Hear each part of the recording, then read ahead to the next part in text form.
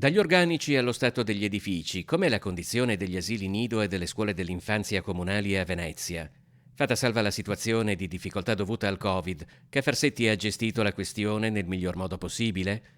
Al di là dei dibattiti e delle polemiche che oramai sono abbondantemente arrivate anche all'interno del Consiglio Comunale, dove la differenza di vedute tra maggioranza e opposizione è ancora una volta più che netta, è chiaro il punto di vista dei sindacati, che hanno già tirato le somme sugli ultimi mesi di gestione. È mancata la programmazione, noi l'abbiamo detto da mesi, li abbiamo implorati, ma non hanno capito.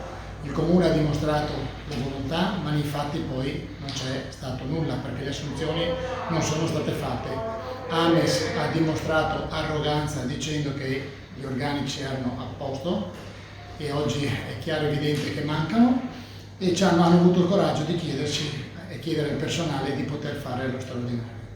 Ormai lo sciopero è inevitabile.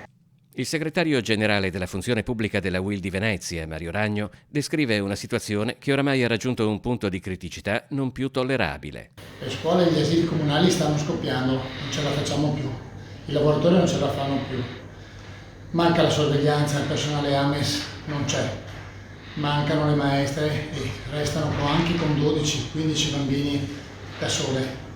Ormai la situazione è esplosiva.